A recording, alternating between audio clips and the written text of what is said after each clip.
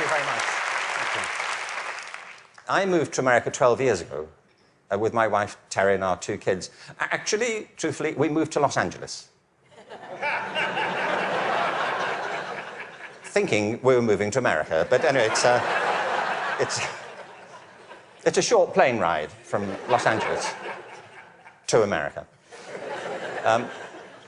I got here 12 years ago, and when I got here, I was told various things, like, Americans don't get irony. Have you come across this idea? It's not true. I've traveled a whole length and breadth of this country. I have found no evidence that Americans don't get irony. It's one of those cultural myths, like the British are reserved. I don't know why people think this. We've invaded every country we've encountered. But it's not true Americans don't get irony, but I just want you to know that that's what people are saying about you behind your back. You know, when you leave living rooms in Europe, people say, thankfully, nobody was ironic in your presence. But I knew that Americans get irony when I came across that legislation, No Child Left Behind. Because whoever thought of that title gets irony. Don't they?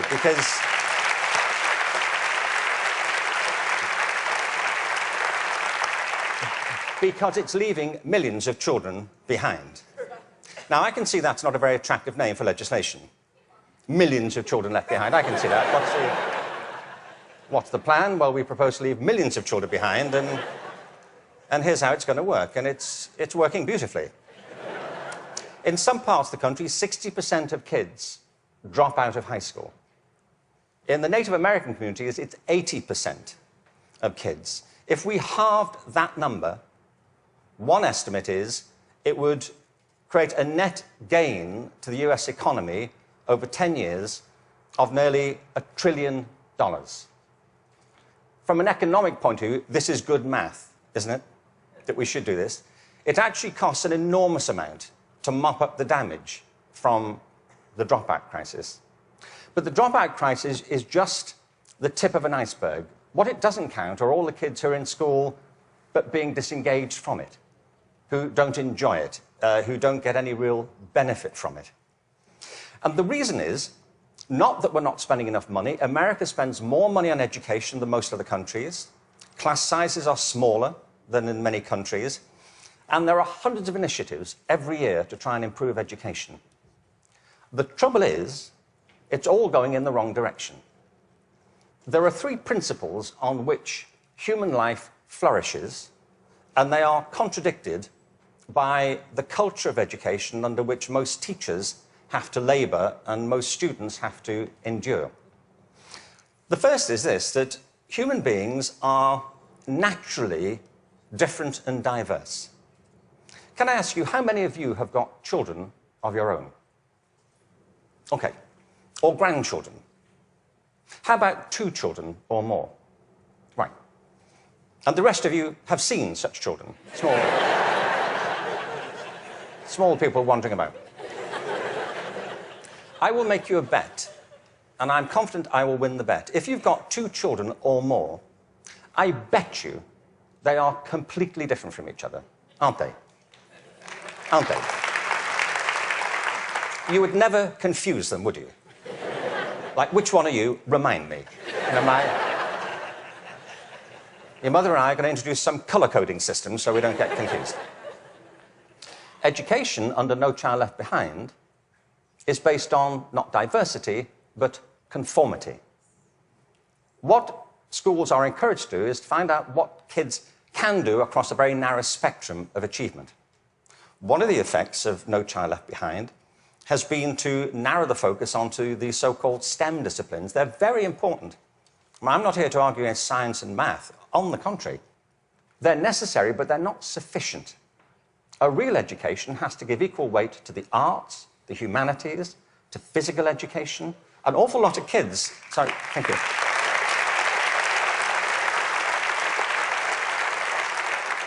One estimate in America currently is that something like 10% of kids getting on that way are being diagnosed with various conditions under the broad title of attention deficit disorder, ADHD. I'm not saying there's no such thing. I just don't believe it's an epidemic like this. If you sit kids down hour after hour doing low-grade clerical work, don't be surprised if they start to fidget, you know.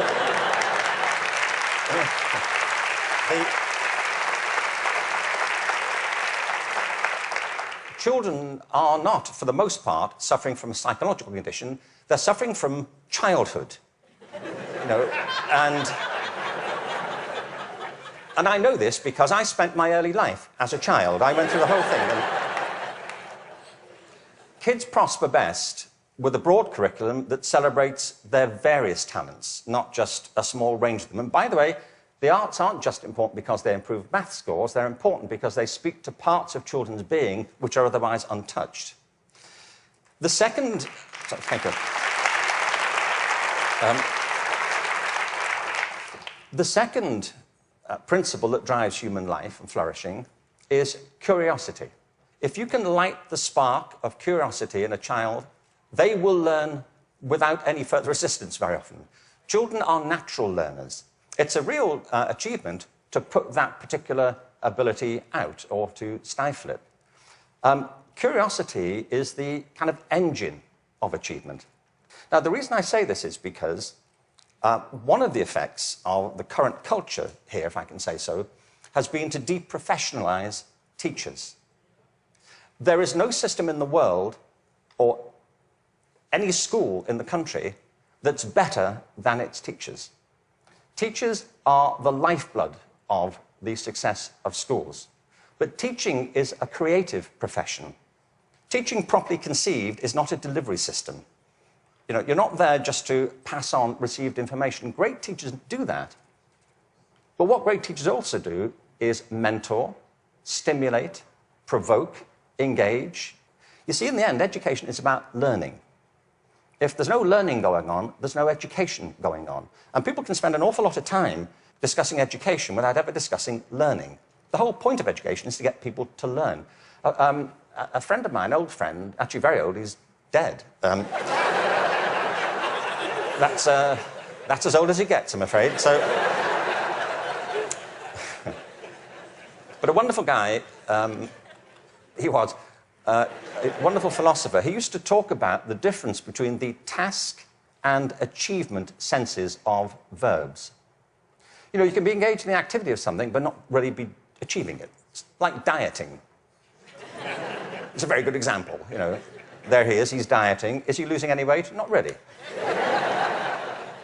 Teaching is a word like that. You can say, there's Deborah, she's in room 34, she's teaching. But if nobody's learning anything, she may be engaged in the task of teaching, but not actually fulfilling it. The role of a teacher is to facilitate learning. That's it. And part of the problem is, I think, that the culture of, the dominant culture of education has come to focus on not teaching and learning, but testing. Now, testing is important. Standardized tests have a place. But they should not be the dominant culture of education. They should be diagnostic. They should help. You know, if I go for a medical examination, I want some standardized tests. I do. You know, I want to know what my cholesterol level is compared to everybody else's on a standard scale. I don't want to be told on some scale my doctor invented in the car.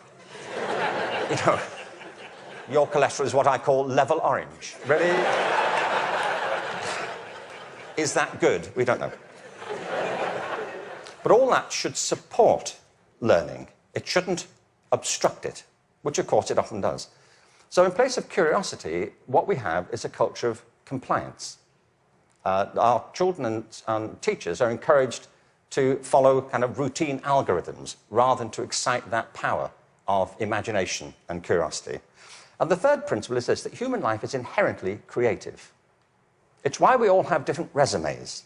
We create our lives, and we can recreate them as we go through them. It's the common currency of being a human being. It's why human culture is so interesting and diverse and dynamic. I mean, other animals may well have imaginations and creativity, but it's not so much in evidence, is it, as ours. I mean, you may have a dog, and your dog may get depressed. But it doesn't listen to Radiohead, does it? And sit staring out the window with a bottle of Jack Daniels. And you say, would you like to come for a walk? He said, no, I'm fine. No. You go. I'll wait, I'll go. Yeah. But take pictures. We all create our own lives through this restless process of imagining alternatives and possibilities, and one of the roles of education is to awaken and develop these powers of creativity. Instead, what we have is a culture of standardization. Now, it doesn't have to be that way. It really doesn't. Finland regularly comes out top in maths, science, and reading. Now, we only know that's what they do well at because that's all that's being tested currently. That's one of the problems of the tests. They don't look for other things that matter just as much. The thing about the work in Finland is this. They don't obsess about those disciplines. They have a very broad approach to education, which includes humanities, physical education, the arts. Second, there is no standardized testing in Finland. I mean, there's a bit, but it's not what gets people up in the morning. It's not what keeps them at their desks. And the third thing is, I was at a meeting recently with some people from Finland, actual Finnish people, and so somebody from the American system was saying to the people in Finland, what do you do about the dropout rate in Finland? And they all looked a bit bemused and said, well, we don't have one. Why would you drop out? If people are in trouble, we get them quite quickly and help them and we support them. Now, people always say, well, you can't compare Finland to America. No, I think there's a population of around 5 million in Finland. But you can compare it to a state in America. Many states in America have fewer people in them than that. I mean, I've been to some states in America and I was the only person there. Really. Really, I was asked to lock up when I left. But what all the high-performing systems in the world do is currently what is not evident, sadly, across the systems in America. I mean, as a whole. One is this. They individualize teaching and learning. They recognize that it's students who are learning, and the system has to engage them, their curiosity, their individuality, and their creativity. That's how you get them to learn. The second is that they attribute a very high status to the teaching profession. They recognize that you can't improve education if you don't pick great people to teach and if you don't keep giving them constant support and professional development. Investing in professional development is not a cost, it's an investment.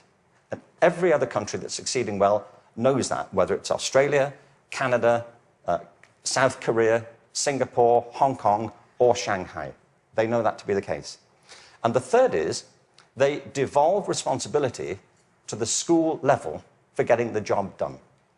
You see, there's a big difference here between going into a mode of command and control in education. That's what happens in some systems. Central governments decide or state governments decide, they know best and they're going to tell you what to do. The trouble is that education doesn't go on in the committee rooms of our legislative buildings. It happens in classrooms and schools. And the people who do it are the teachers and the students. And if you remove their discretion, it stops working. You have to put it back to the people.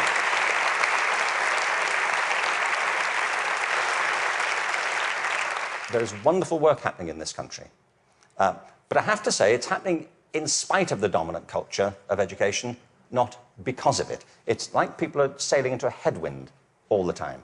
And the reason I think is this, that many of the current policies are based on mechanistic conceptions of education. It's like education is an industrial process that can be improved just by having better data. And somewhere in, I think, the back of the mind of some policymakers is this idea that if we fine-tune it well enough, if we just get it right, it'll all hum along perfectly into the future. It won't, and it never did. The point is that education is not a mechanical system, it's a human system. It's about people. People who either do want to learn or don't want to learn. Every student who drops out of school has a reason for it. which is rooted in their own biography. They may find it boring, they may find it irrelevant, they may find that it's at odds with the life they're living outside of school. There are trends, but the stories are always unique. I was at a meeting recently in Los Angeles they're called alternative education programs. These are programs designed to get kids back into education. They have certain common features. They're very personalized. They have strong support for the teachers, close links with the community, and a broad and diverse curriculum, and often programs which involve students outside school as well as inside school. And they work. What's interesting to me is these are called alternative education. You know? And all the evidence from around the world is if we all did that, there'd be no need for the alternative.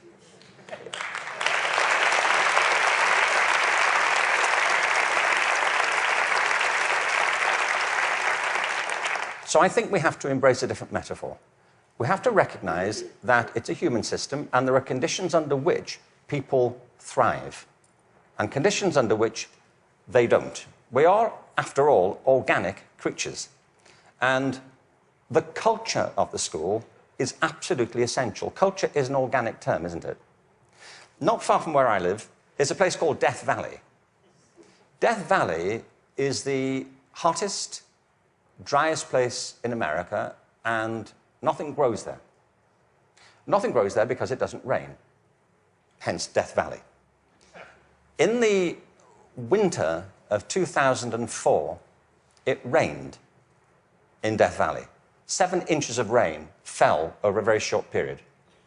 And in the spring of 2005, there was a phenomenon. The whole floor of Death Valley was carpeted in flowers for a while. What it proved is this, that Death Valley isn't dead. It's dormant. Right beneath the surface are these seeds of possibility, waiting for the right conditions to come about. And with organic systems, if the conditions are right, life is inevitable. It happens all the time. You take an area, a school, a district, you change the conditions, give people a different sense of possibility, a different set of expectations, a broader range of opportunities. You cherish and value the relationships between teachers and learners. You offer people the discretion to be creative and to innovate in what they do. And schools that were once bereft spring to life. Great leaders know that. The real role of leadership in education, and I think it's true at the national level, the state level, at the school level, is not and should not be command and control. The real role of leadership is climate control, creating a climate of possibility. And if you do that, people will rise to it and achieve things that you completely did not anticipate and couldn't have expected. There's a wonderful quote from Benjamin Franklin. There are 3 sorts of people in the world. Those who are immovable, people who don't get it, they don't want to get it, they're not going to do anything about it. There are people who are movable, people who see the need for change and are prepared to listen to it. And there are people who move, people who make things happen. And if we can encourage more people, that will be a movement. And if the movement is strong enough, that's, in the best sense of the word, a revolution.